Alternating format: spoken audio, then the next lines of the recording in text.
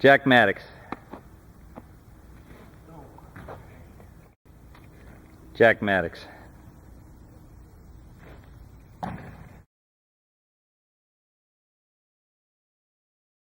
Thank you. Okay, Jack Maddox, one-on-one. All right, Jack.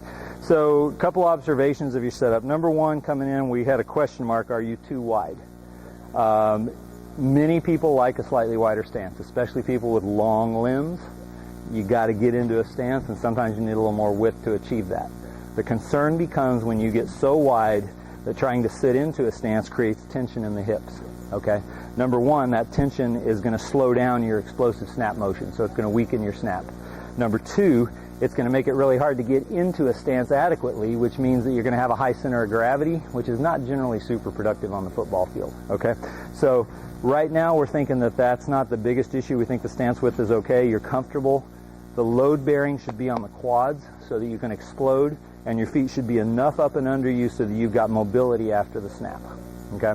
As long as that's the case, I'm not going to micromanage that. The other thing that we saw was basically you're about, what, 6'2", I'm guessing? 6'3"? Okay. You're a little overextended downfield, meaning you've got the ball too far out in front of you. So you're overstretched. You're setting up like maybe you're 6'4", 6'4 and a half.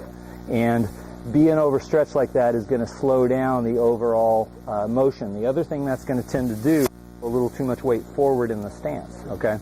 And when that's the case, it could put you off balance. You kind of found a way to avoid that. But what it really does by pulling you forward is it makes your leg drive go straight up. Now, we want to use everything from the top of our cranium to the tip of our toes to accelerate a ball back through our hips towards the target.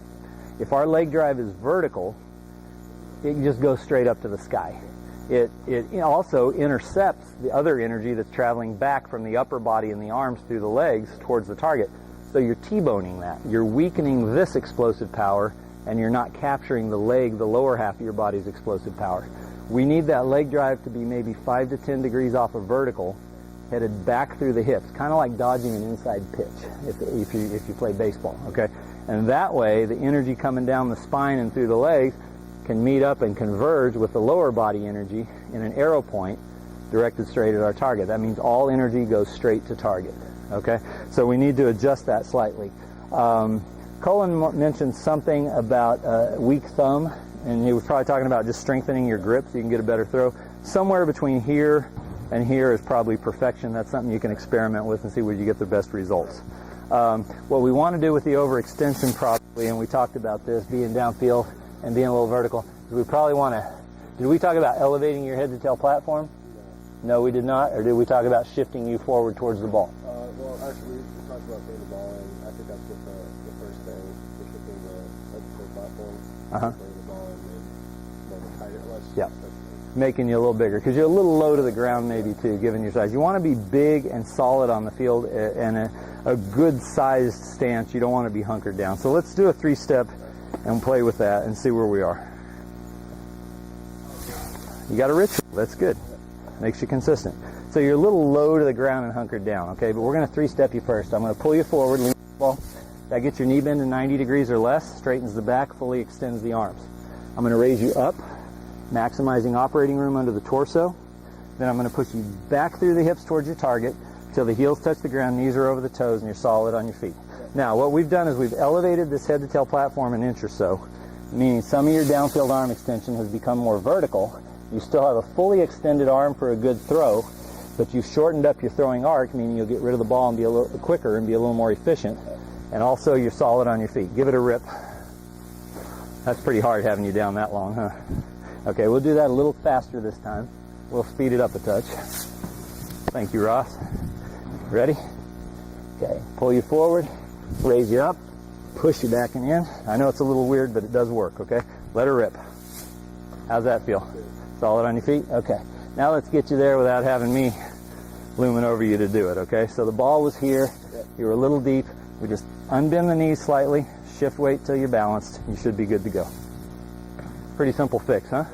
Now, the only thing I'd like to see out of you more than that, you're a big, strong guy. Let's get aggressive. If we have you set up right, if you're set up right, everything's going to go where it should during the snap, which means it's going to converge in that arrow straight at your target. you'll be able to throw harder and harder and harder without losing control. Let her rip. Everything from the top of your cranium to the tip of your toes, exploding through the hips and towards your target. That's coming along, okay? Feel good about it? Any questions? Okay, let's go ahead and cut camera and we'll rotate. So we'll have you back to catch it. All right, we're rolling. Okay, Jack, so we decided the stance width was okay. What we were trying to do was more or less with the head tail platform, right? Yeah. And getting your balance. Okay, here we go. Got you up, got you where you felt comfortable. Let her rip. Okay, keep it rolling. I love everything about that except you're not being aggressive as a football player. Use the same amount of explosive power as you do firing out to block somebody if you're retired, okay?